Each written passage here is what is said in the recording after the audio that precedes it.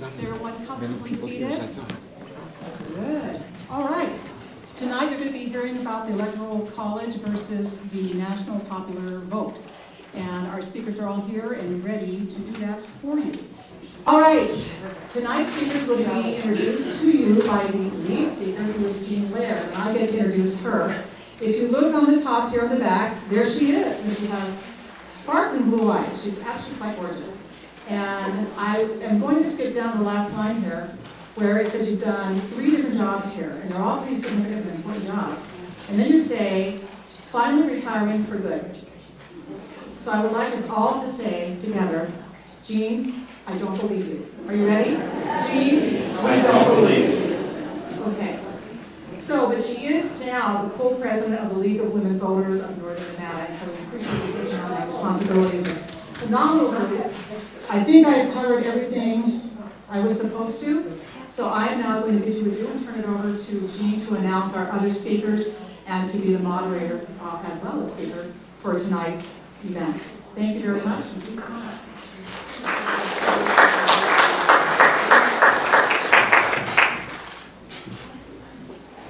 First thing I always have to do is move the microphone down.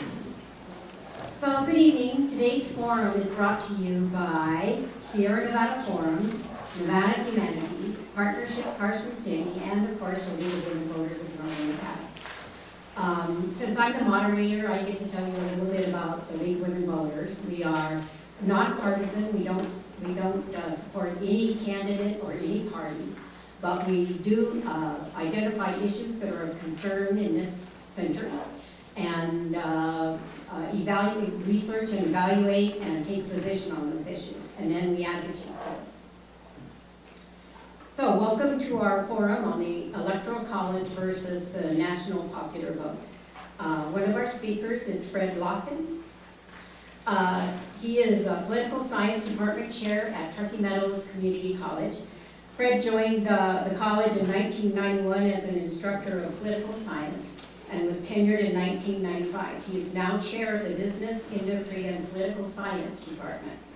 Fred is also a member and past chair of the Board of Directors of the Instructional Technology Council, ITC, was past chair of the Coalition of Affiliated Councils, COAC, both national organizations for higher education. Governor Sandoval appointed Fred to the Western Interstate Commission for Higher Education, also called WICHE.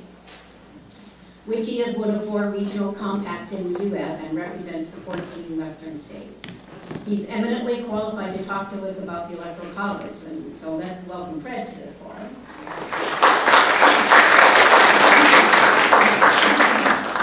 And Sondra Cosgrove. Sondra is a history and social services professor. Social. That's because I work at Human Services. I know. Okay, sorry. Social Sciences professor at Southern Nevada College. And also happens to be the president of the League of Women Voters of Nevada. So she's sort of like my mentor. She is often asked by people, when are you going to run for office? I've done that myself. I heard somebody else do that tonight. But she always answers that she is happiest and most effective in her current role as a nonpartisan activist making democracy better. Usually what I say, I'm the happiest when I'm causing trouble. Well, I wasn't going to tell them that. We're going to learn that tonight. And we all verify that she certainly does, and we're happy she is our leader, and so please welcome Sondra.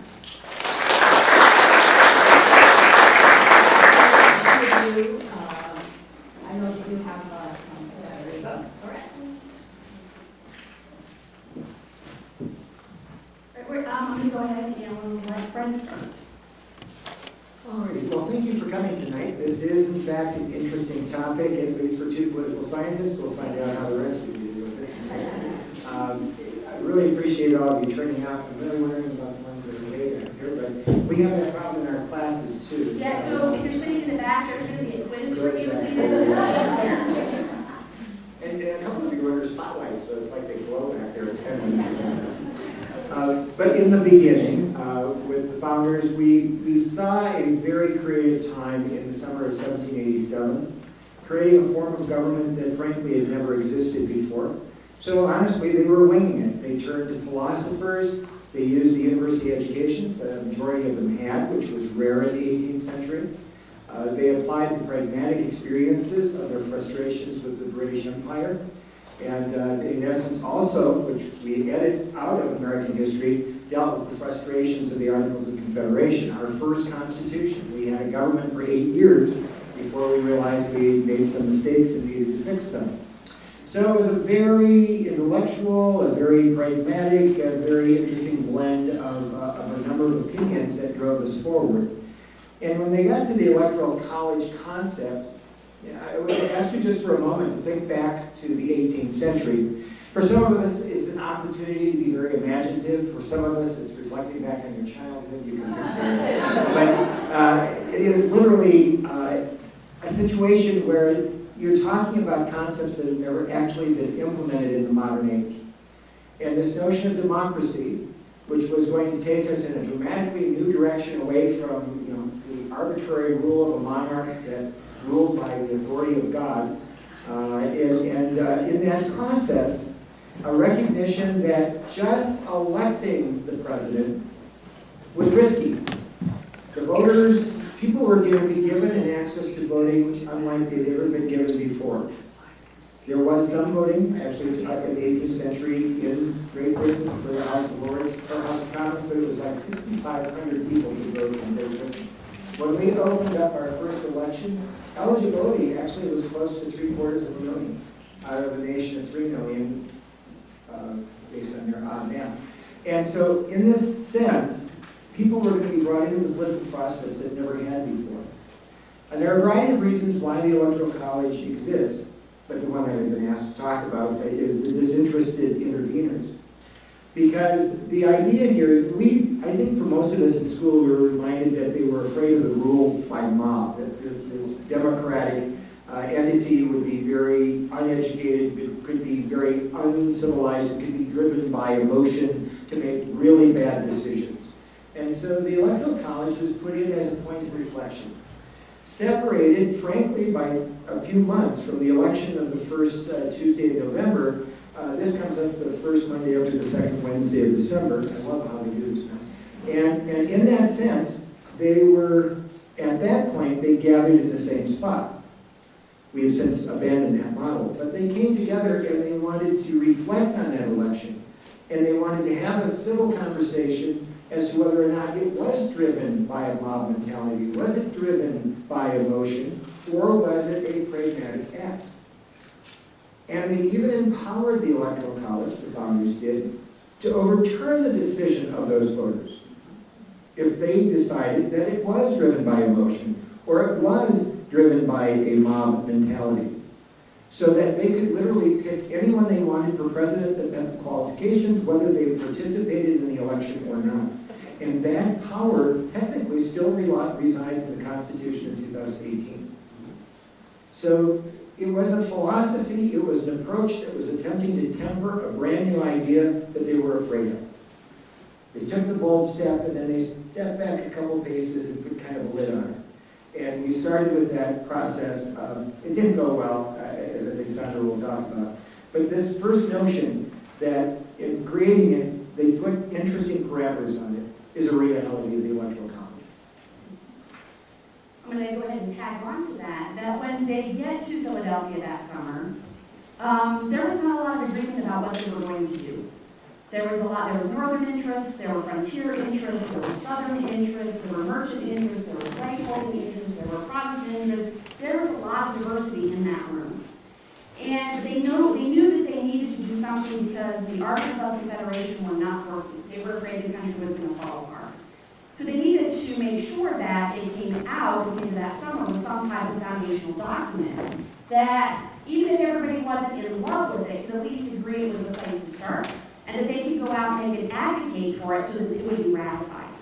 It doesn't take too long to all of a sudden realize, as they're trying to figure out who's going to be represented, how do we make sure that they are able to participate in the process without having it be mob rule, that the Southerners become very adamant that their interests be protected, and obviously their interests are their slaves.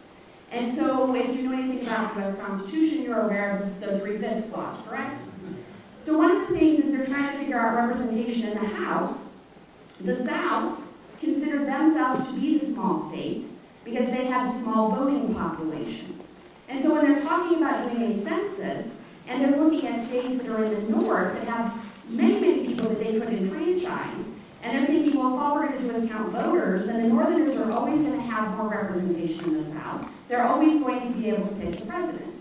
And so this is where you start getting kind of that weird math and some of the parts of the Constitution that we're not very proud of.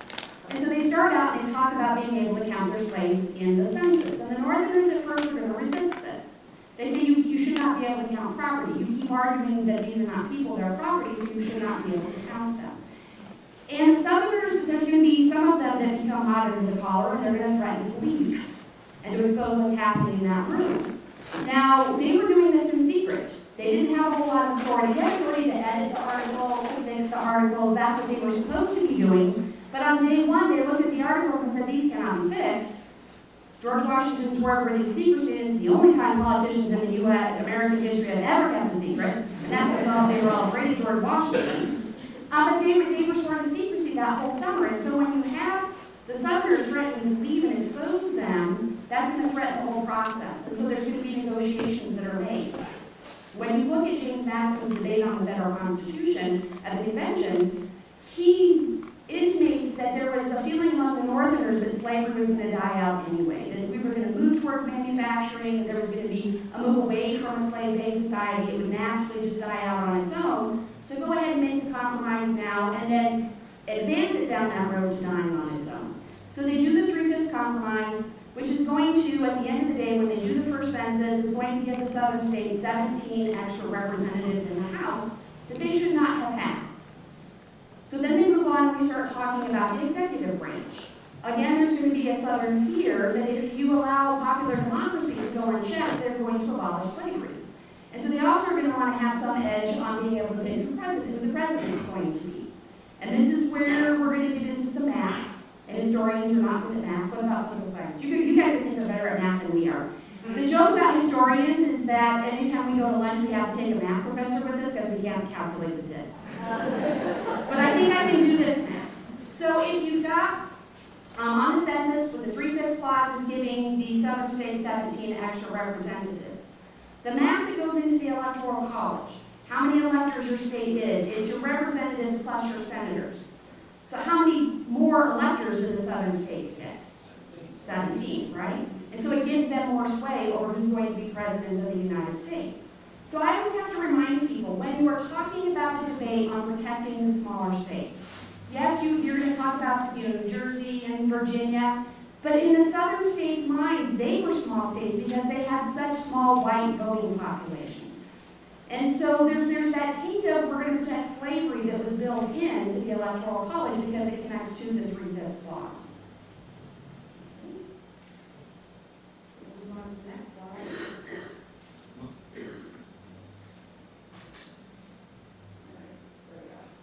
Okay, so when we're talking about smaller states,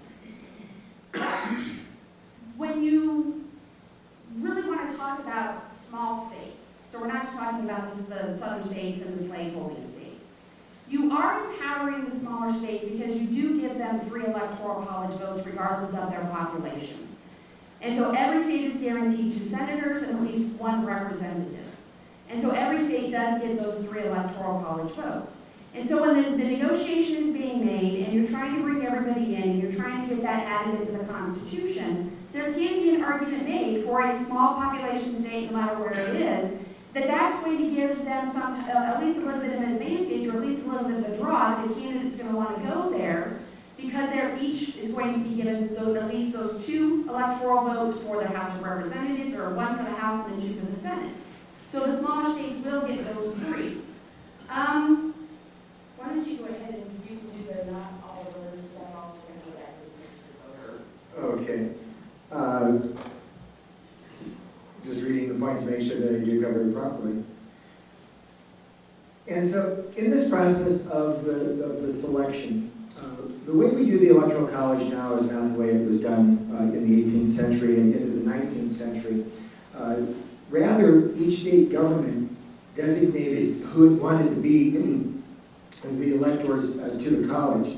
As such, the states exercised complete control over their electors. This was not a spontaneous process. These were not chosen from amongst the voters.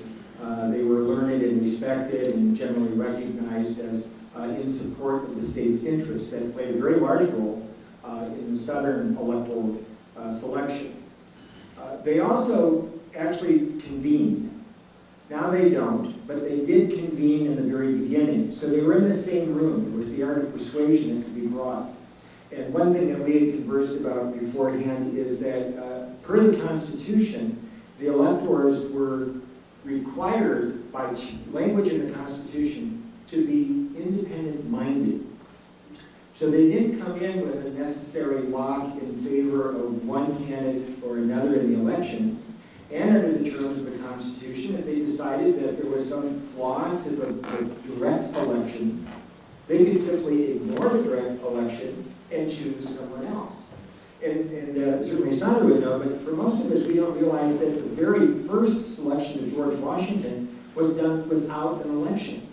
It was deemed that they didn't have enough time in 1788 to put together an election. So they just simply convened the Electoral College. They knew during the summer convention of 1787, when they had framed the second article, that they asked Washington if this is something that he would consider becoming if this Constitution were to be enacted, and he had said, yes, I would, it would be an honor. So everyone basically from about mid-July of 1787 onward assumed George Washington would be our first president of the United States.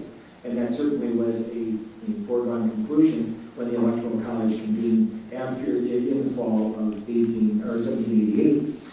But in it, we talked about not all voters will have the information needed to cast an educated vote, and so someone else should be in a position to override this decision. That was clearly the inherent design of the Electoral College from the very beginning.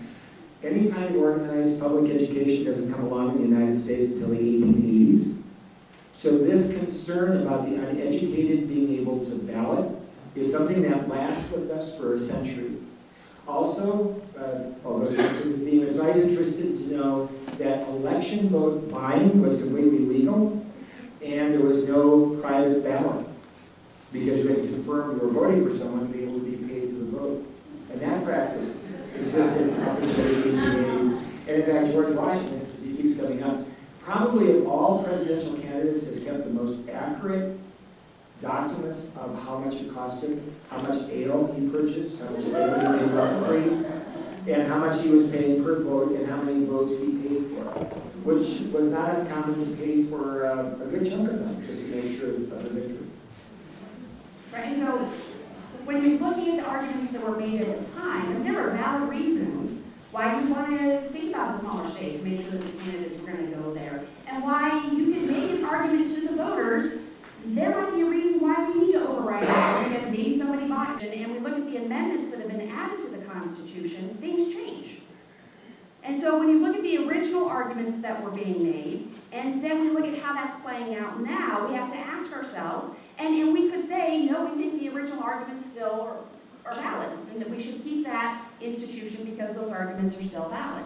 But if you look at the arguments now that are against the Electoral College, oftentimes those arguments are saying to us the valid reasons that the founders may have had to put that institution into play really don't apply anymore. So if you're looking at, we're going to protect all the smaller states because they're going to have 3 Electoral College votes and the candidates are going to want to visit every state, do they do that now? So are they going to Montana? Are they going to North Dakota? Are they going to South Dakota? I mean, are they visiting? Are they out there saying we're going to go get those electoral votes? No, they end up visiting Nevada 9 million times. And they're not going to Wyoming, and they're not going to a lot of those smaller states, even though their 3 Electoral College votes are sitting out there. And so we would have to look back and say, apparently that's not really working now for some reason. So something has happened that's not really giving the effect or the outcome that the founders wanted.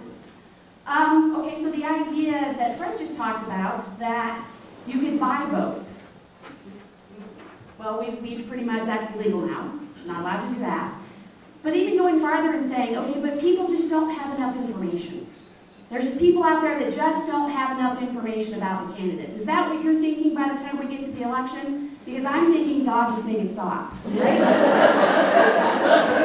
I don't want to watch TV anymore. I'm not going to go to my mailbox anymore. Nobody open the door when the doorbell rings, because there might be somebody that's going to want to know if we voted. And I'm the first person in line for early voting just to make the roll call stop, right? And so when you lived in an era where you might have villages that never got postal service, or people didn't have information, maybe you did need somebody that got in your room and was able to have more information available to them, and they could debate and they could talk about things. I think anybody that really wants to have information and to know about candidates and know about information, it's there for you. You might not want it, but it's available for you, and it's available in many types of formats and in many types of genres. And one of the arguments that we're hearing right now is, what does it do to our democracy when we put somebody in office that didn't get the majority vote? Do they have a mandate? I mean, we do say they do have a constitutional mandate, but I can tell you there's a lot of angry people. And they're angry in different ways than if you had lost an election. And this happens in other elections when the Electoral College kicks in. That the other side feels cheated, they don't feel that it was fair. And so when you're supposed to be the leader of the world's top democracy, you have other countries, and I follow the BBC and I follow international press, when this type of stuff happens, they kind of look at us funny. And they're like, so you guys go around the world dictating to the rest of us about democracy, and what did you guys just do? What was that math? And you hokey-pokeyed, and what? What are you people doing? And so it can cause problems when we moved away maybe from the original intent, when it maybe worked for a little while. I would say it didn't work for very long. By the time we got to 1800, that election was a disaster. Good intentions may not be giving us the outcomes that we need. Well, we're struck with the hypocrisy. Sondra's right. To the rest of the world, we're saying that in our history, we couldn't trust our own people. There are third world countries today that happily, in Africa, they can't read, they can't write, they stand in front of the picture, they all get their dyed finger that they can hold up for their voting honesty. And those systems, in some ways, work better than ours does. That is the tragedy, the hypocrisy of the American democracy. And when you do comparative politics, you do comparative history, and you kind of look at the United States from an outsider perspective, we are kind of supposed to be the gold standard. That's how we put ourselves up to the rest of the world. And then when we mess up, which people mess up, democracies mess up, it does lower our standing in the rest of the world, and then it's hard for us to tell them, to tisk them or to tell them that they should be better. This next slide, and I should have asked this to Fred before, but I oftentimes have students that either way underestimate the number of times the Electoral College has been an impact on an election, or they way overestimate. So they think it's like one time or 90 million times. And so I always like to say, okay, let's talk about when it actually happened. It's 5 times. But I think both of us, we could probably teach a whole class just on this slide, because there's reasons why these are the elections that it happened. Do you want to do the 1824? I really don't know many of the details of those elections. Okay, so I must admit, for political scientists, we focus more on the first deadlock Electoral College, because it came so early in the system, and the fact that it did work. Well, 1800, Thomas Jefferson, he's a favorite, I think, for many of us, was not in support of this new form of government. He was very fond of the Articles of Confederation. I'm rather, in my class, fixated on talking about the great conspiracy that creates the second Constitution, led by James Madison and Alexander Hamilton, starting with the Annapolis Convention in 1786, where they get the states to agree that they will consider a constitutional convention to minor repair the Articles of Confederation if at least 9 states will agree. And from that point forward, Madison and Hamilton are engineering who the delegates will be from the states. They get more than 9 states, they get 12 states to come. And Madison orchestrates the first week of no press, no public record, and then voting to replace the Articles, which is not what they were authorized to do, and launches his 6 principles. And so that was the first time a politician did, help me with that word, lied.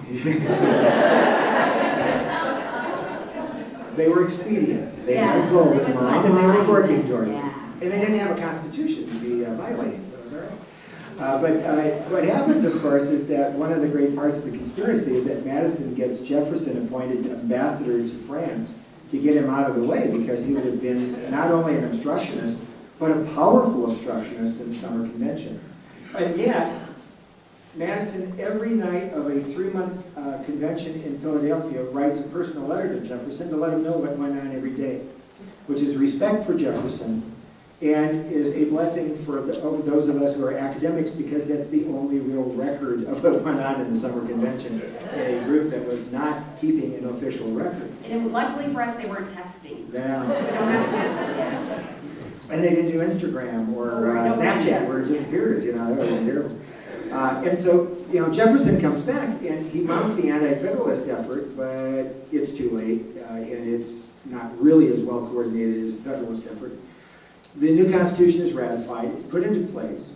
Jefferson challenges in the process, but we don't officially have parties, but the parties are there, the Federalists, the Anti-Federalists, those who favor a stronger central government, those who do not. The two-sided argument is more or less still present in America today.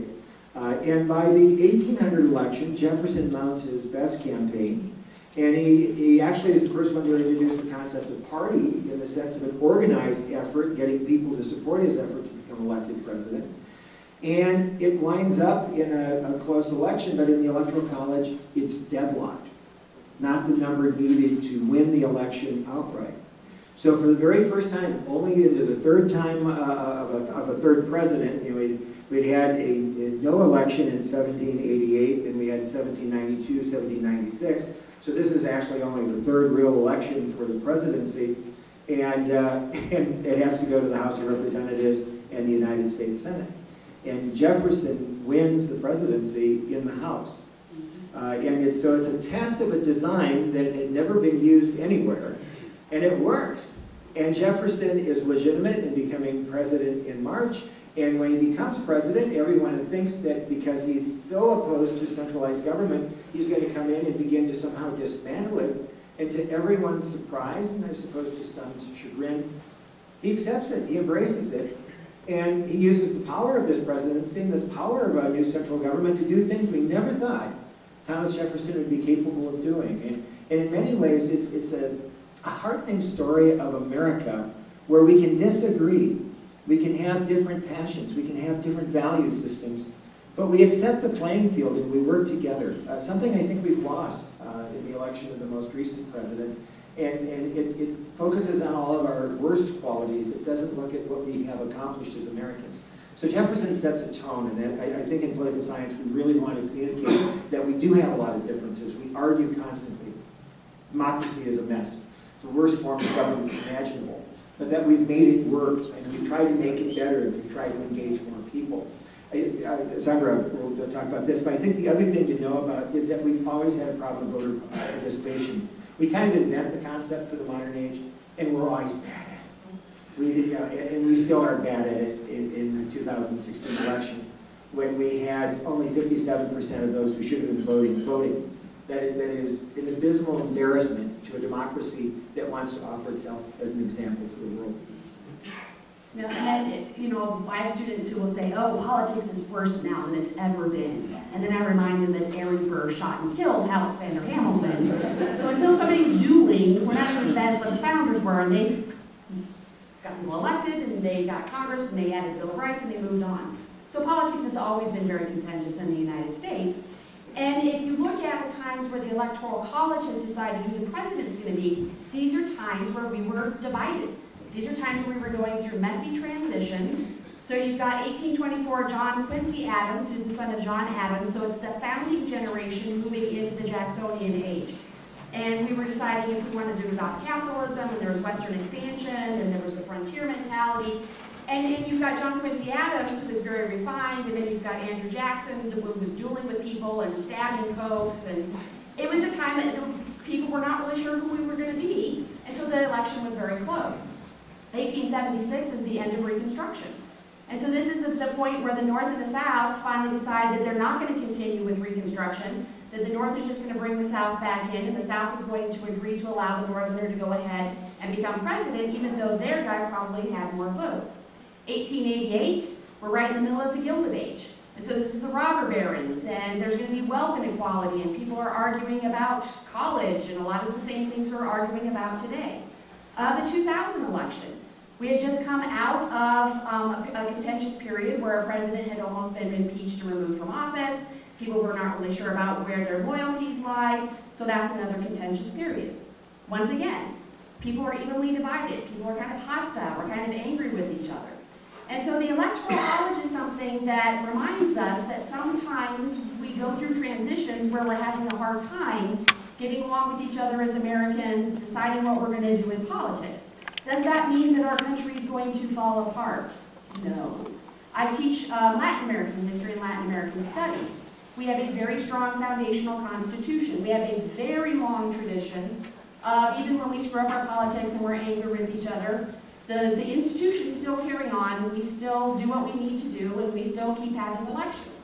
That's always been our tradition. No matter how bad things have gotten, we've still been able to get along. And I will agree with Fred, it does worry me right now that we're into the second year of a presidency and people are still as angry as they are, and there's still as much kind of hatred towards each other.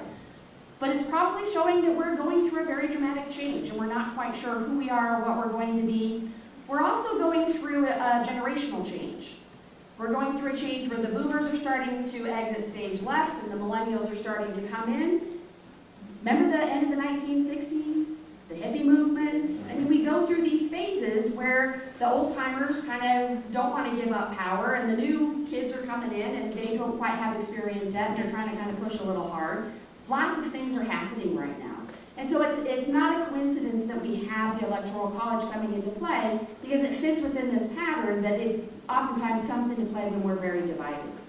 I'm teaching a community ed class right now, and we're talking about conflict, why we can't have a civil conversation. And the reality that we have today is we're at the most polarized point we've been in at least 2 generations, with the fewest number of people in the middle and the greatest number of people at the fringes. I mean, we have the Bernie backers on the Democratic side. We have Donald Trump, who seems to be right of the Conservative Party on the Republican side. We haven't quite figured out where that fits yet.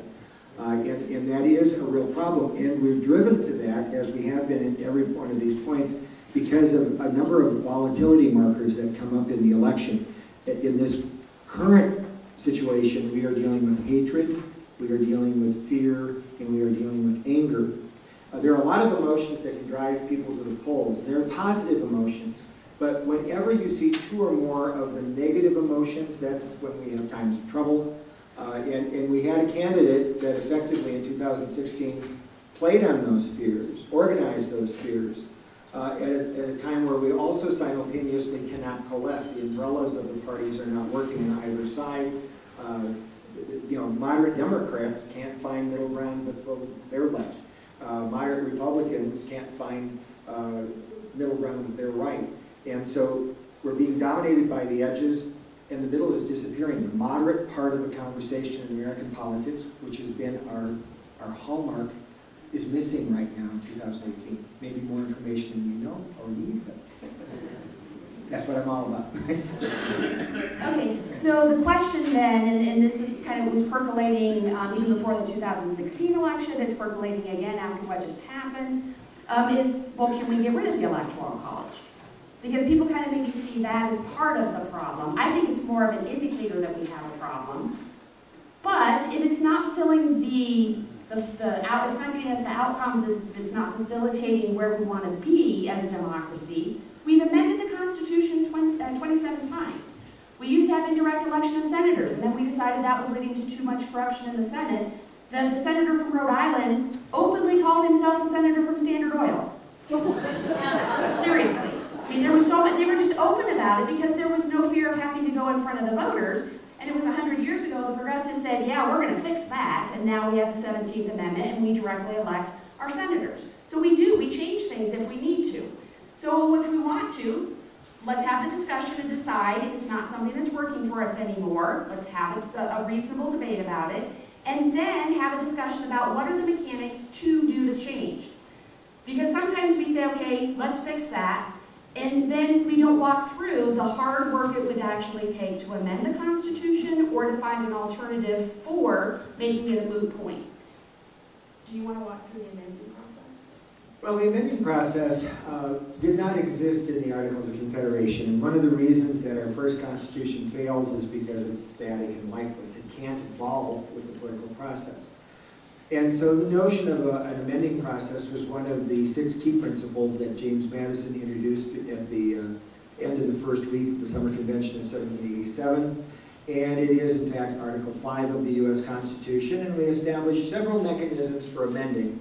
We've heavily used the model that allows the House and Senate to recommend an amendment to the states, and the various states to consider and ratify. And that constitutes, I think, 25 of the 27.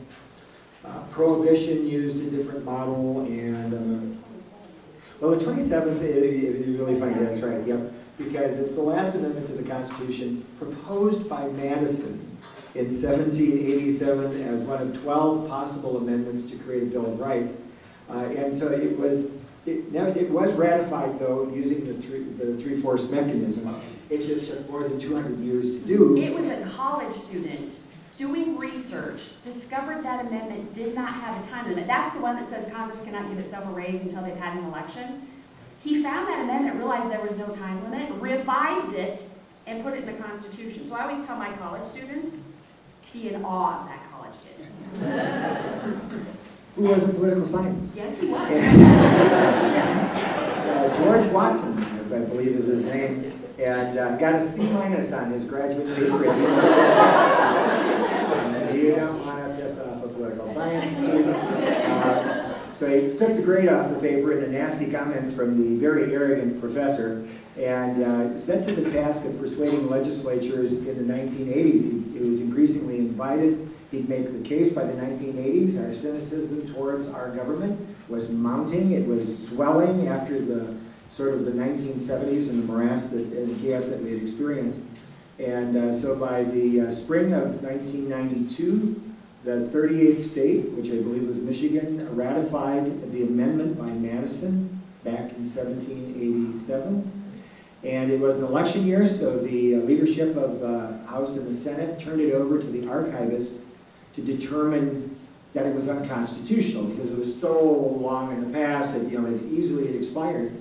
And so the archivist researched it from March until May, called for a joint session of Congress in May, came before them and announced the 27th Amendment, indicating that since it had pre-existed the Constitution, there is no statute of limitations by definition, and made it the 27th Amendment. And the sad footnote is that it has not stopped pay raises for members of the House and Senate. They tied it to federal judges, and they still get their raises. But, it was a good story.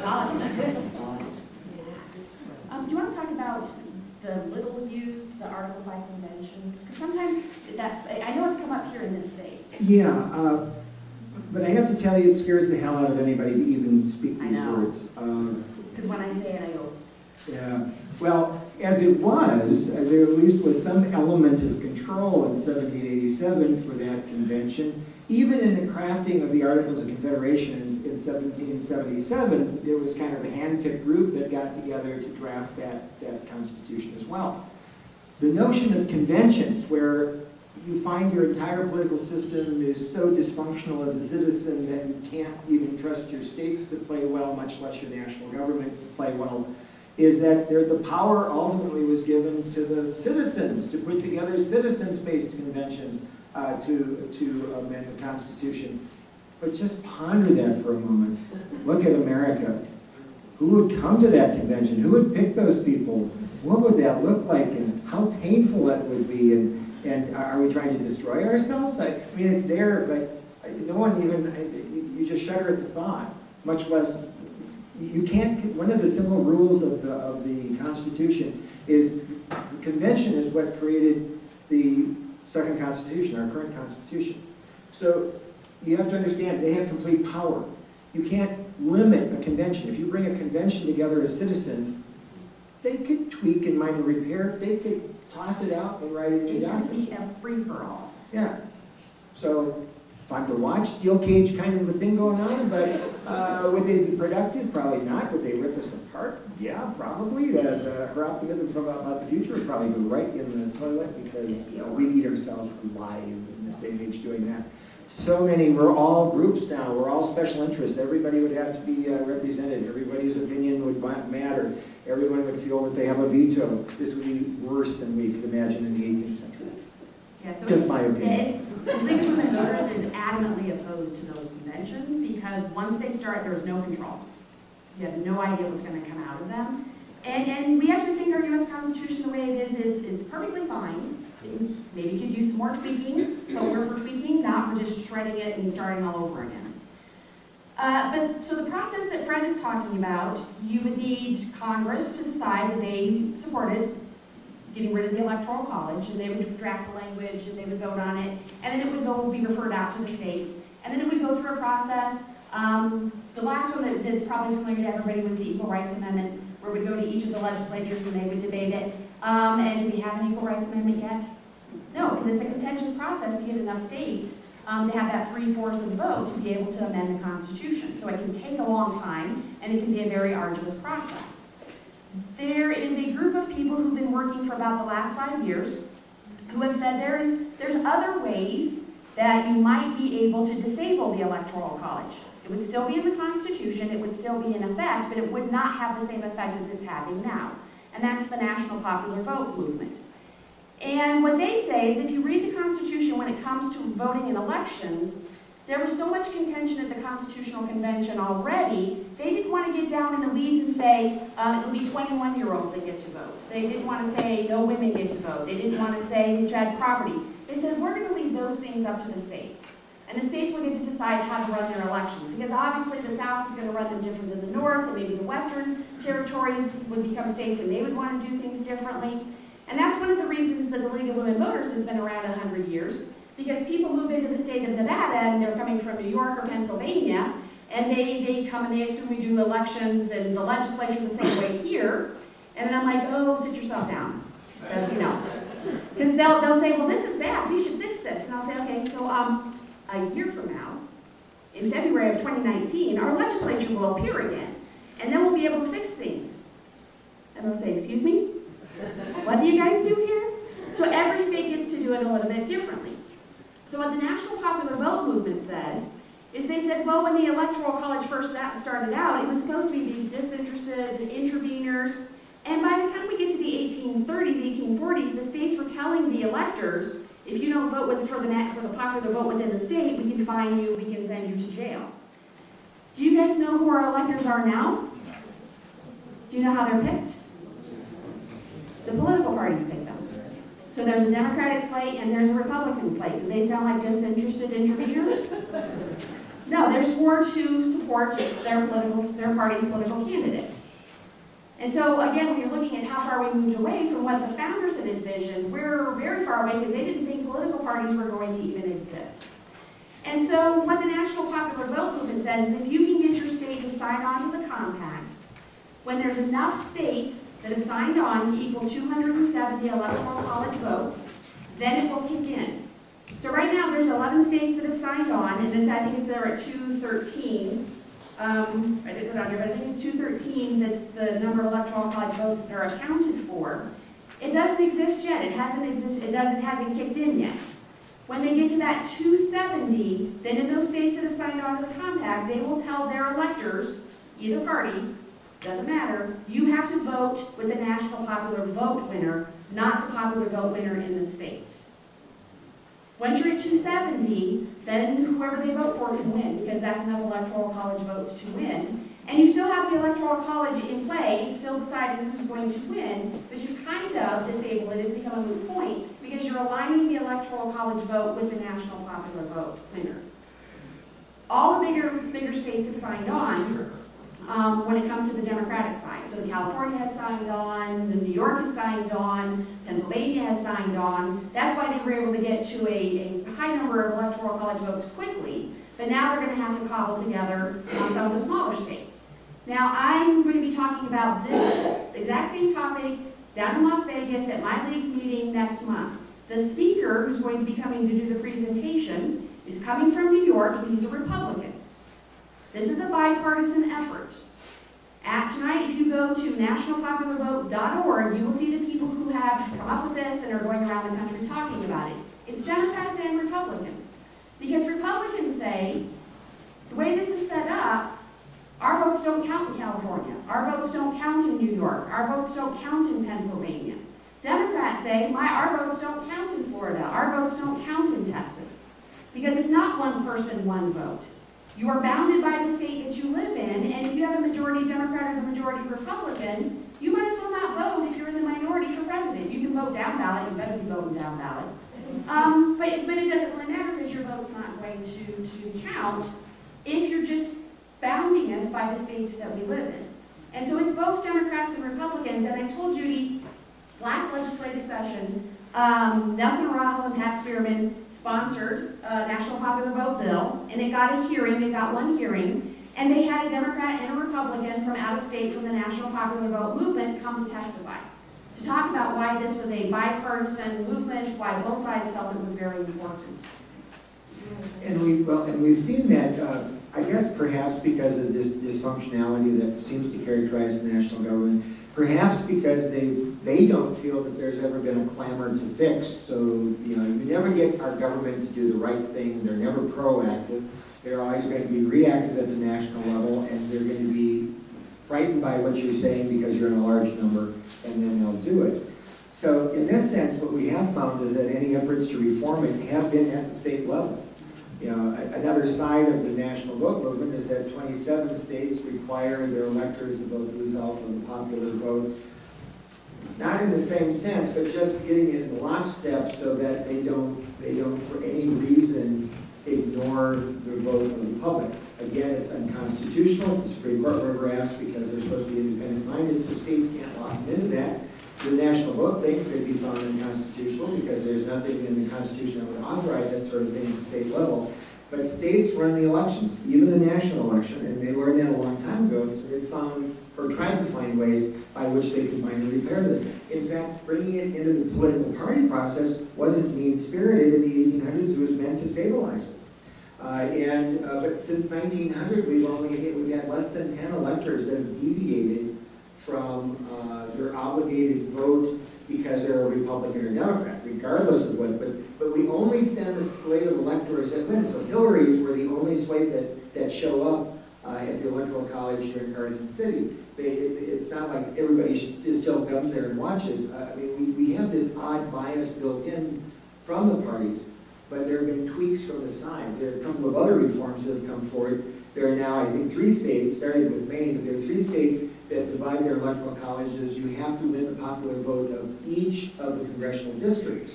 So they start with a portion, 2 of them, and then if you win that congressional district, you win that congressional electoral vote association, and you can build it that way. I don't know that we've seen any deviation from that, but that was an attempt to have people who don't feel their votes counting. In California, a congressional district that would be predominantly Republican could block that from going to the Democrat and be able to get it to the Republican. So. And that's we'll go ahead and do kind of the pros and cons. But pause right here and again remind us that the Constitution doesn't say anything about the political parties controlling elections. The Constitution doesn't say anything about the political parties deciding who the candidates are. The Constitution doesn't say anything about political parties, period, because the founders assumed we would be too diverse as a nation, there would be too many factions, that we would never have political parties. And then who formed the 2 first political parties? Those guys. Because they immediately realized that's the way you can help to organize elections, that's the way you get candidates, that's the way you make sure people know how to go and vote. And so we've had political parties kind of gerrymandered into the system, kind of glommed into the system, so that they're there, but constitutionally, they're not supposed to be there. But they've taken on quite a life of their own. They've taken on quite a bit of power of their own. In the state of Nevada, I've talked to both of the political party leadership, and if you talk to them privately, they would prefer to have things not change. Because they have a playbook. They know the Electoral College math, they know how things work, they know what a swing state is, they know how to organize people, they know how to do things based on the way it is today. So both the parties are conservative when it comes to change, because if you do change, that means you have to do a lot of extra work when you're thinking about where your candidates are going to go and where you're going to spend money and where you're going to have advertising, because this would completely upend the apple cart when it comes to how they decide where the presidential candidates are going to go and how the presidential candidates are going to be presented to the American people. So if you look at the pros and the cons, there's pros and cons that maybe Fred and I can go back from an academic perspective. There's pros and cons probably each one of you already in your head may be going through. And there's the pros and the cons that the political parties are thinking about. It's important to know what the political parties are thinking when it comes to pros and cons, because they control our state legislature. And you don't get a bill through the state legislature unless the political parties want it to happen. And so we'll talk pros and cons kind of at this level, but then when we get down, the next slide is going to talk about, okay, maybe we agree we want to do this. What is that actually going to take? What is that going to look like? So one of the pros would be one person, one vote. Every vote should count. Every vote in the election of a president should count. And you shouldn't have the party saying that the people in Nevada are more important than the people in Montana. Or that because California and Texas are so wildly Democratic or Republican, we're just going to ignore you. That the party should be out there, and the candidates should be out there getting everybody's vote. Every person should feel like they're invested and that they should be able to go and vote. And every vote should become important, not just the swing states. That they shouldn't be looking at Nevada and saying that we're more important, and that they should be investing more time in us. Do you want to talk about the cost of political? Well, you know, it's insane, right? We spend more money, I think, than all other democracies combined, and so it's kind of funny to talk about cost. But if you deal with a nation of 330 million, 50 states, plus territories where they can vote for the presidency, you literally have such a complexity that if the parties were to sort of disaggregate away from the strategies that they currently use, which is they don't frequent their safe states. They kind of count on those votes. They target the swing states because we are seemingly wise at 7 states that decide the outcome of the American presidency, and Nevada has been blessed or cursed to be one of those 7. I think more on the curse side if we think what the impact has been. But you know, normally in Wyoming or Utah doesn't matter. You know, some of these smaller states with smaller populations just don't accumulate. You target the 16 or 17 largest states, but they're locked up now. As Sondra pointed out, a number of them are Democratic, a number of them are Republican, and so you move to middle-sized states, and you're looking at the map and you're trying to do the math to get it together.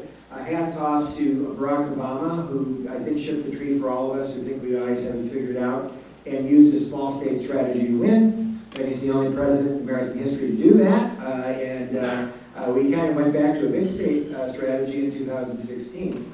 It's really risky to try to assemble all those small states so that they can add up and do something. But it does carry a cost in an election that now is measured in the billions of dollars. We've had each candidate. In 2012, it was basically $1 billion raised by each candidate for a job that pays $400,000 a year. This is not, there is judgment error here, and you should be worried about candidates that want to do this. Except that we've had a Senate race twice in Nevada that's cost over $100 million for a $200,000 job. And the average now for a House race is somewhere around $3 million. The average for a Senate race is now up to almost $10 million. If it isn't, and then you have all the dark money pouring in. And so unfortunately, this model would undoubtedly bring even more of the dark money, more of the outside funding influences which seem to be suspended to destroying our republic. So it does not seem to be a good direction to go. Now I would then take the counterpoint and say, you don't need to send me 100 mailers. I don't need to see that commercial 100 times. They oversaturate. I think that there's a way that the parties could be more judicious in how they spend their money. They could be more efficient in how they spend their money. I think you can push them into doing that. But then there's the risk where the parties say, no, that's what we want to do in every state, and then they go to the dark money and they start looking for the Koch brothers or George Soros, whoever is out there, to give them more money. And that could be a problem. So you need to be aware that that's kind of the boogeyman that's living out there that's going to probably get brought up if this goes into the legislative process. Now I hear from local Democrats especially, but I could probably pin down to Republicans who would tell me the same thing. They would say, but if we're not a swing state, we'll lose money. If we don't have the candidates coming here repeatedly over and over again will lose money. So then I'm like, okay, hold on a minute, because what you're describing is capitalism, and what I'm talking about is democracy. So let's put capitalism over, and we really shouldn't be thinking about making money off of elections. See, I'm a troublemaker. I should be saying, ooh, yay for that, and we're going to make a lot of money off of that, but to me, I don't like money in politics. And so I would prefer it to be about getting out to voters and making sure that people feel enfranchised. Let's move on, because we need to make sure that... As long as we realize that the ones that make the money in Nevada are the media and a handful of campaign strategists. Yes. And that's, that's tragic, but it's extremely Hold on, true. did anybody in here make money? Okay, keep going. Yeah. That wasn't us. Should have asked me if it was the media, but yeah, a little too late for It that. wasn't us. So if we have a discussion, and this is a discussion that should keep going in other groups that you're meeting with, if you're talking with your political party leaders, if you're talking with your neighbors, if we get to the point where we reach consensus that maybe this is something that we would like to do, and we want to do it from the national popular vote perspective, it needs to either go one of two directions. The easier direction is to have a bill go through the legislature. But those of you who've been down that road before know you've got to find a sponsor who agrees that they're going to do it, maybe a co-sponsor or two. That person then needs to get that BDR in for you. Then, once we have the elections, you immediately start refreshing your internet, your website, to find out who's going to be the committee chairs. Because you've got to have the chairs of legislative operations on both sides being willing to get that bill out and get a hearing for it, and not to put it underneath the desk and not let it see the light of day, because you know that happens. And then if you get to the point where you have a hearing, then we all have to show up. And you have to be the people who sit there and wait through the whole hearing, and sometimes that can be long, and then you do the public testimony. And then follow it to make sure it goes to the floor, and it goes over to the other house. And then you have to have a governor that's going to be willing to sign it, because you could do that whole process, and then it could get vetoed. And so there's got to be advocacy, advocacy, advocacy. Now is the time to start. Now is why we're talking about this. So you guys are all paying attention to everybody that's filing for election. I know I've got a set so I get the Secretary of State's email every time somebody files, and my email inbox dings all day now. Because up until the 16th of the month, people are filing to run for the Assembly and the Senate and the governor. Now is when you want to talk to people who are going to be in the legislature. Now is when they're going to listen to you. They want your vote. They want you to show up in the primary. And so when they come and they give you that hand, and you're not getting away from me, Fred, because I want to talk to you about the national popular vote. So it's not just going to be the shake. I'm that person that's going to pull you in, and you're going to have to sit and listen to me talk about it. But they need to hear from not me, but also you and the next person to start saying, well, people are talking about this. People, it's percolating up. Maybe we need to have a bill and we need to give it a hearing. And so it's really easy, and I'm not really preaching to this crowd. Usually I'm yelling at millennials. It's really easy to go, yay, woo, but then there's hard work. And so you have to have a strategy and a spreadsheet, and you need to have a coalition, and you got to make sure that it's going to get sponsored, and you got to put pressure on the committee chairs, and then as soon as it goes to the governor, you got to start emailing him and calling him. And so if it's something we want to do, then League of Women Voters would be a group that we would be happy to help with strategy. We would be happy to help making sure you knew who your legislators are, if there are people who are not running for re-election right now, knowing who's going to be showing up in the primary, because we're all about process. Well, and I think we all feel very overwhelmed by the political process, so finding organizations that can really help you get organized and provide you with talking points is a huge head start in the process. It's not as uphill as everyone feels. I think that our major problem to begin with is it's not in the dialogue. So it's a discussion, how do you get it into the dialogue? But it's very possible, both of us do a lot of media. And so the notion, there's an argument that goes, or a description that goes back to the 1940s in political science and comparative politics. Gabriel Ullman was talking about foreign policy, and it said that there were only, in terms of understanding American foreign policy in 1945, there were only 1 or 2% of the population that really understood anything about this complex issue. People don't generally follow it, and those 1 to 2% were paying attention, not to every item, but they were informed about it. And then there was a second ring that literally were the ones that were listening. You had the decision makers there, but now you had in the 5%. And then there was everybody else. Unfortunately, they were called the great unwashed. But the reality is that this is how everything in America works. The statistic currently, and it always floors me, it's 330 million Americans. We had 136 million Americans vote in the 2016 election. But then the answer, how many of those listen to news, which can include Breitbart or something, extreme left or right, only 25 million Americans pay attention to news on a regular basis. There is a great ignorance. You have had, with the bitterness and acrimony, you've had friends say, well, I dropped my Facebook account. I don't listen to the news anymore because it depresses me, right? We've tuned out. We've stepped away at a time when we should have immersed ourselves completely. So it's remarkable how a few voices on interviews and letters to the editor and speaking to groups can start a conversation that gets the attentive public engaged. Then the attentive public starts repeating this at work, to family members, when they go to church, whatever, at the grocery store. And that's how you build a movement in America in 2018. Now, can you put that all together by the fall of 2018? Well, probably not. But you can get a good start. And then that's where you hope to build momentum to make a difference. But I agree with the logic that says maybe more so at the local level than trying to convince Washington at this point in time. I really agree with the analysis. And then I'm going to throw in there, how many of you are watching what's going on with the teenagers in Florida? Okay, the reason they are able to amplify their voice as much as they are is they know how to use social media. And so they know how to use Twitter, they're on Facebook, and they're using that as a springboard then to get into the national media. And so I use Twitter a lot. I oftentimes, when I go places, people will look at my name badge and go, oh, I know you're on Twitter. There's a way to start kind of generating that it might be just me tweeting. But if I can get other people to start retweeting and start talking about it, you can kind of get things ramped up a little bit quicker than you could maybe 20 years ago. But if you want to do that, you need to kind of follow the lead of millennials that know how to use social media effectively with hashtags and how they would use different platforms, because they can kind of ramp things up a little bit faster. We might not be able to get a bill in and heard and passed in 2019, but as we know, if you've done politics in Nevada, you don't stop.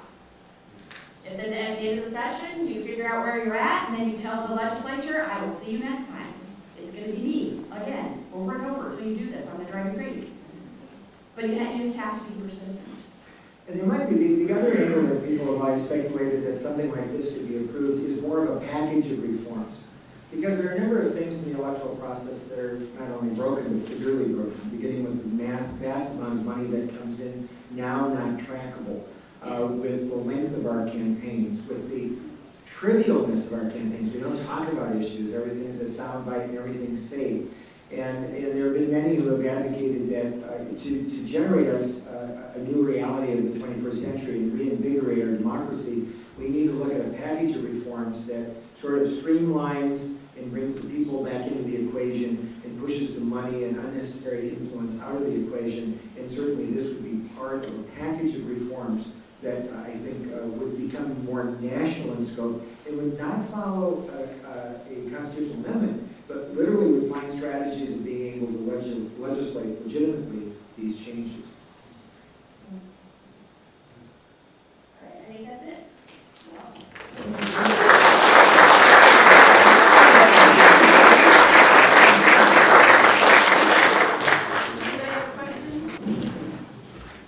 Please walk us through one more time how a small state would be affected. For example, candidates visiting small states.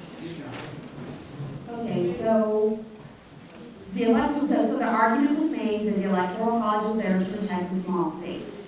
My argument back is, how many candidates ever go to North Dakota, South Dakota, Idaho, Wyoming? They're not looking at small states, they're looking at swing states. They're doing Electoral College math. I would argue if you went to national popular vote, so every vote counted, not just Electoral College votes, you're much more likely to have candidates visiting places where they might find a pocket of votes within a state.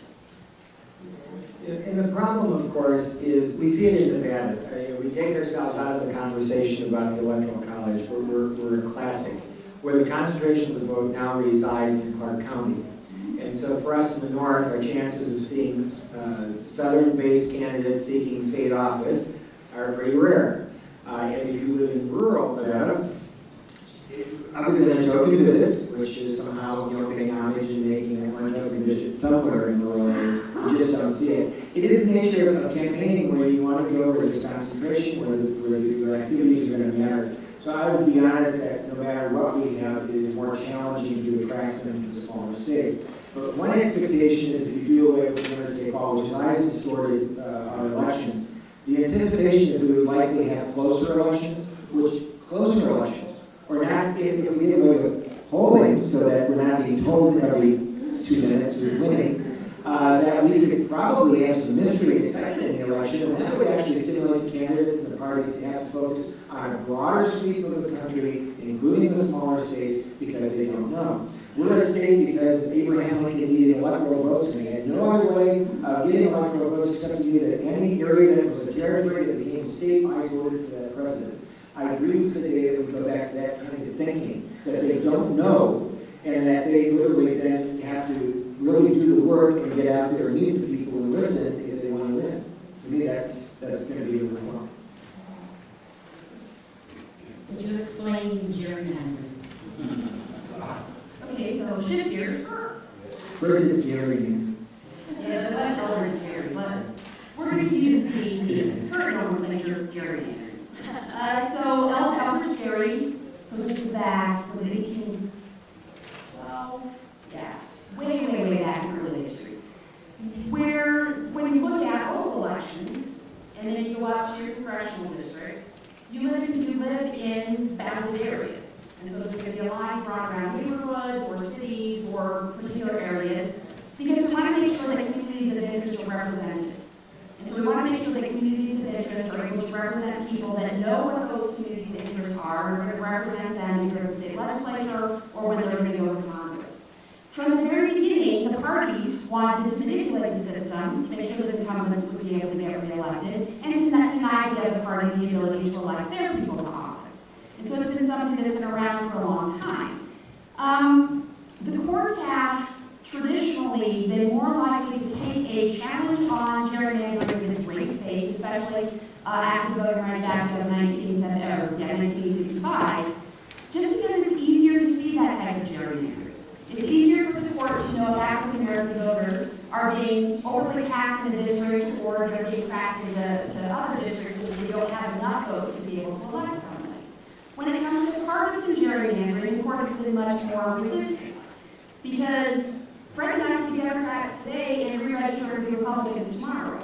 And there's lots of people that say it's easy to do that now. You can go online and change party affiliation back and forth if you want to do it for the primaries. And so the courts have been hesitant to say that there's been a real violation when we kind of shift around so much.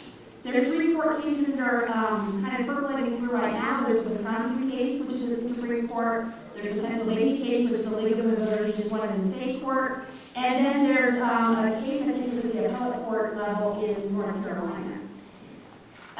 The Wisconsin case is the most interesting case, and if you want to know more about all these, if you go to 538.com blog, they have a whole series of podcasts, and it's spelled out 538. And they're looking at these different court cases. And in the Wisconsin case, the map was so gerrymandered for the Republicans in this case. And the Democrats have done it in the past. But in this case, it was the Republicans. And they made 2 fatal mistakes. Number 1, they recorded themselves saying they were going to gerrymander.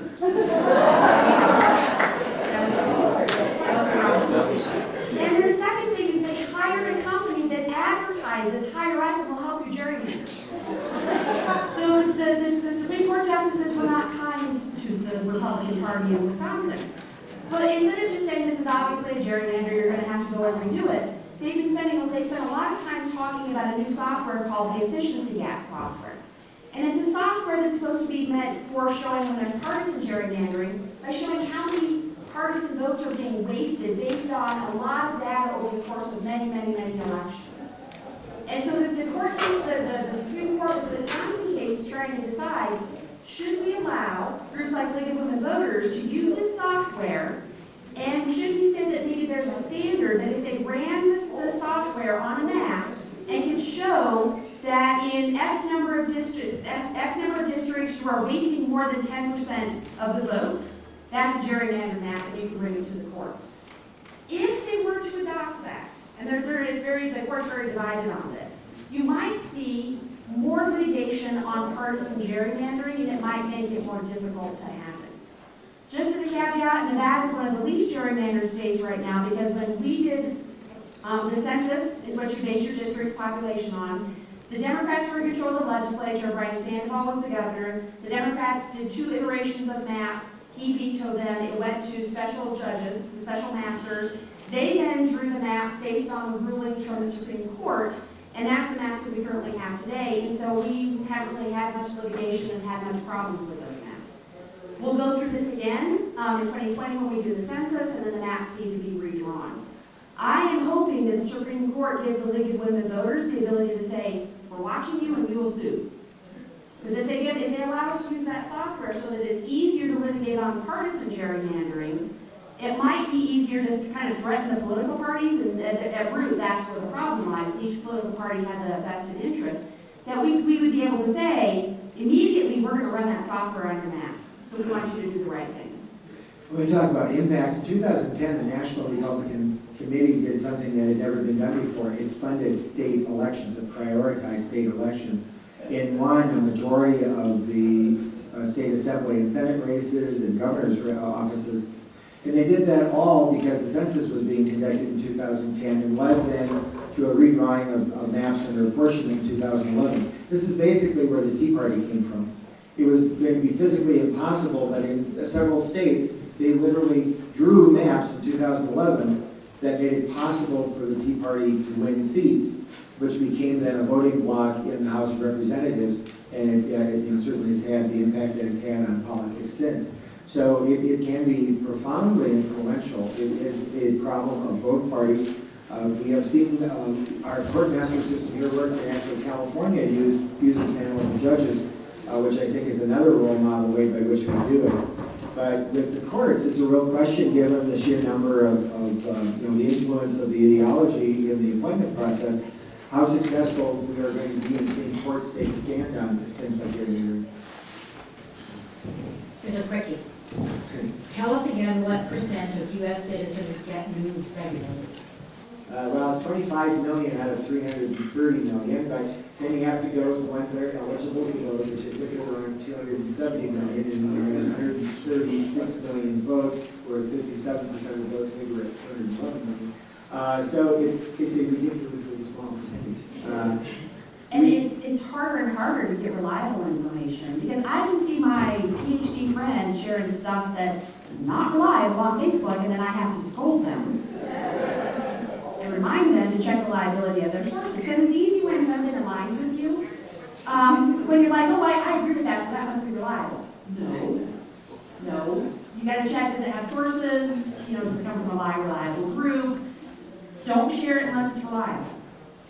My Siri was answering the question, it was hilarious.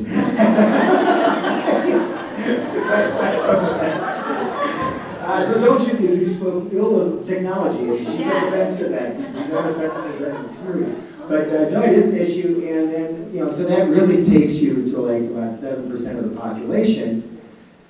But for us dealing with our students, at age 18, they come in not prepared. They don't even know what constitutes good news versus bad news, or trustworthy versus untrustworthy. Most of them, in the United States today, it's your spouse, it's a coworker, it's a friend, it's something you saw on the side of Facebook briefly. That's how the Russians got their influence going, which just indicates how superficial, how meaningless that information is. And so they believe things.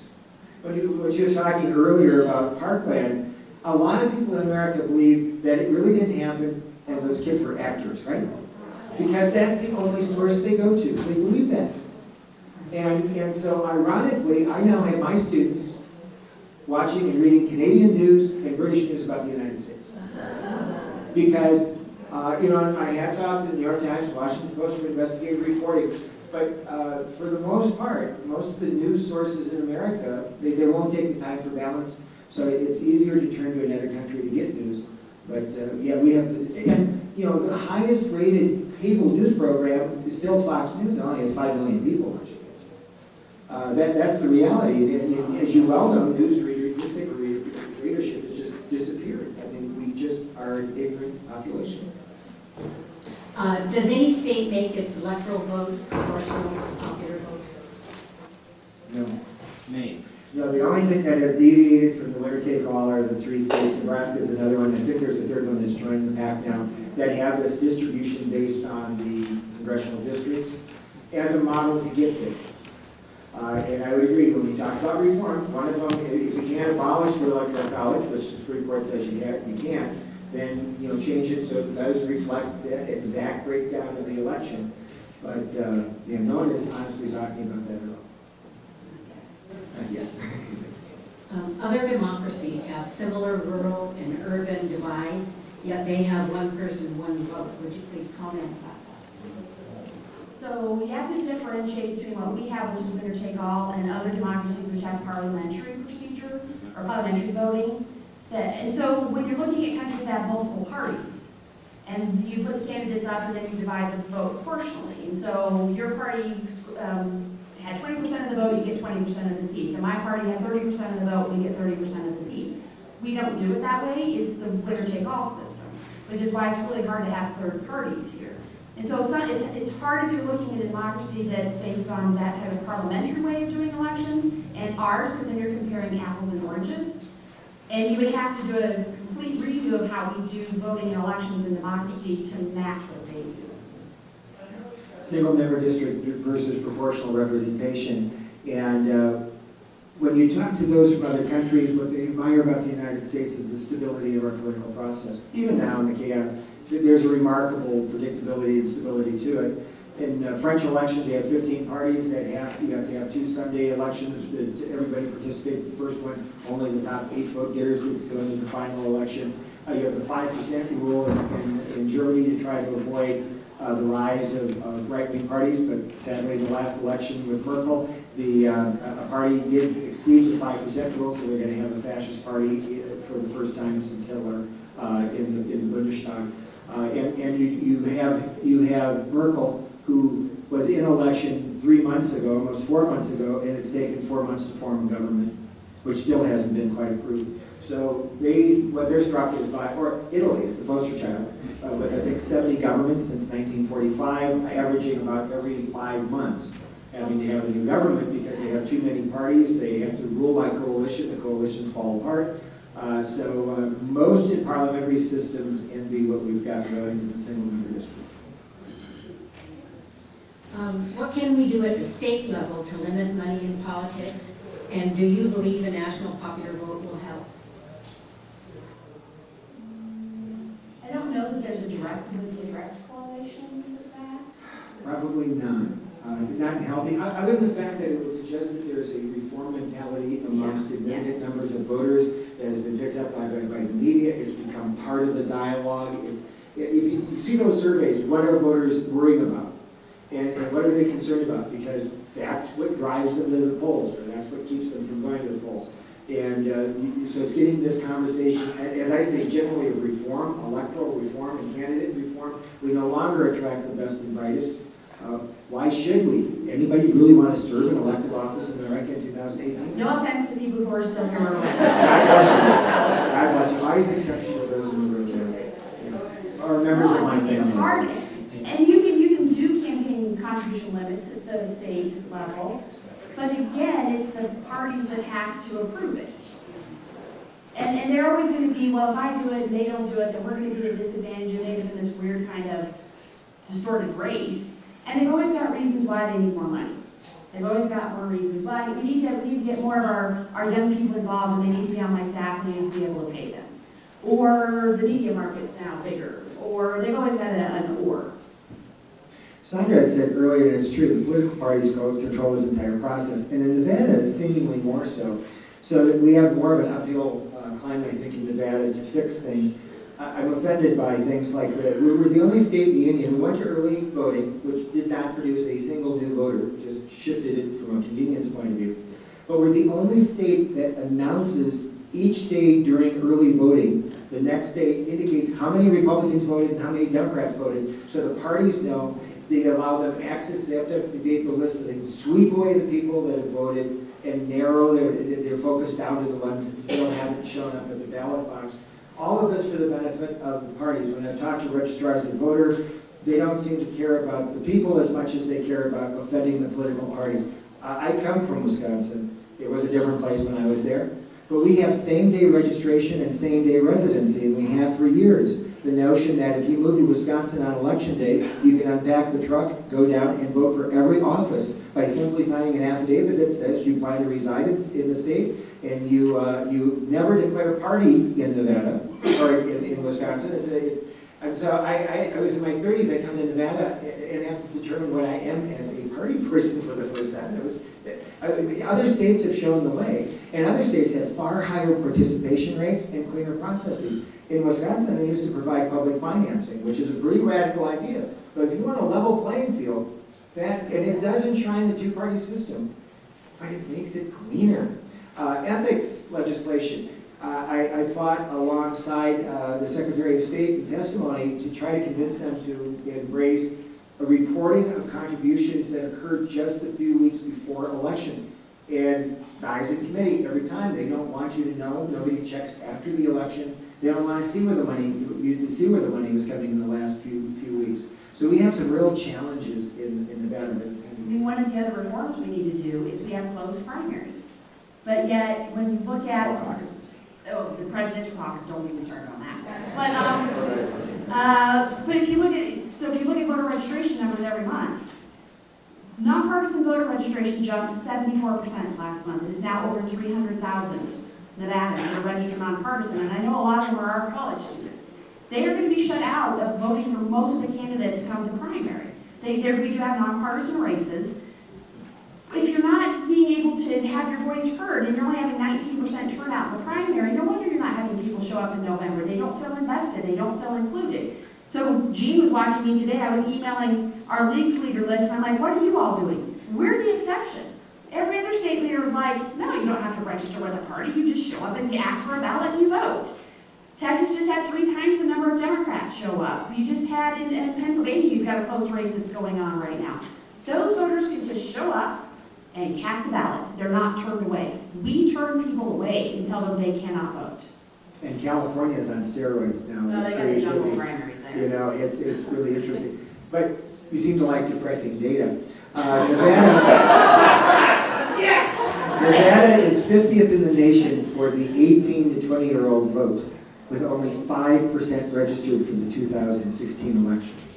So in our dreams, we want them voting. I had a Guardian reporter come to my classes in October of 2016, 63 students, and she could ask questions, we can't. So she was asking, well, you know, what's your party affiliation, who do you vote for, are you registered? But the most frightening thing is when she asked who they were going to vote for. This is the first week of October of the election year. Out of 63 students, 7 were going to vote for Donald Trump, 0 were going to vote for Hillary Clinton, 2 for Johnson, 1 for Stein. The rest of them were not registered, had no interest in the election. That was Nevada. And on that depressing note, do you have any more? I do. Okay. And we still got a little bit of time. Okay. If Electoral College delegates do not convene in modern times, how do they cast their votes now? Well, they do convene, they don't convene together. So they come to each state capital at 11 o'clock local time. The ballots, based on the outcome of the election in November, the right ballots from the Electoral College are there in terms of the, they know that they're going to be there for either the Democrats or the Republicans. You know, they can produce, and they do produce ballots that have all the names on them, but we know that in 2016, the Democratic electors who showed up in Carson City to cast the electoral votes for the state of Nevada were all Hillary Clinton backers, per the way that it works, and they dutifully marked their ballots for Hillary Clinton. They're given to FedEx, they're whisked off to the U.S. Senate. They sit there, they collect from each of the state capitals, and on the first convening day in January, when the U.S. Senate comes back into session, their first order of business after they convene is to open those ballots and count them. As I say, there have only been a handful of surprises in over 100 years, but it is the ritual that we go through. It used to be they would convene in D.C., They would have to go to the nation's capital, now they do it in the state capital. And they changed it, of course, because we started in a nice tiny 13-state setup. Once we got over the Appalachians, there was just no, and then you got California in 1848, there was no way you were going to pull the electors together. We know this stuff. Is there a way to mandate and require fact-checking during campaigning so that we have a better educated vote, maybe? If you're online, there's PolitiFact, there's factcheck.org. One of the funny things during one of the debates, I think it was PolitiFact, was on Twitter, and they were trying to fact check in real time, and their whole site went down. They're like, "Go up." Like, we're sorry, we couldn't keep up. But you can go online now, there's websites, you can go to Twitter, you can go on Facebook, and there's a handful of organizations that I trust that just try and do just basic fact checking. If there's a number that's involved, if there's something that's easily that you can look up. But like the 538 blog with Nate Silver, they'll, after a debate or after maybe some advertisements come out, they'll do deep dives where they'll go in. And the Nevada Independent, John Ralston's organization's been doing this too. It might not be in real time, but they'll try and make sure if there's been some incendiary comment or made or some accusation, they'll try and go and get you the facts, get you the data, make sure there's the footnoting and the links. But it requires effort on the voter's part to follow up on those types of things. And if it doesn't look right, you keep doing research. But I think Americans just want stuff to be really fast. Well, and this is a well-educated, well-informed, well-engaged group. To the average American, they want to believe what they believe, and they don't want to be confused by the facts. And that is a frustration, but I can talk about 5 different studies that have reaffirmed that people don't really want to know what the truth is. They want to believe what their spouse has told them, they want to believe what their co-workers told them, they want to believe what their radio host or website has told them, and it is about the republic. This was very educational for me, too, so hope you all enjoyed it.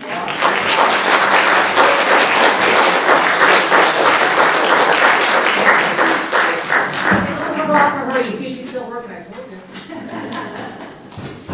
Thank you so much for coming tonight. I appreciate having you all be here.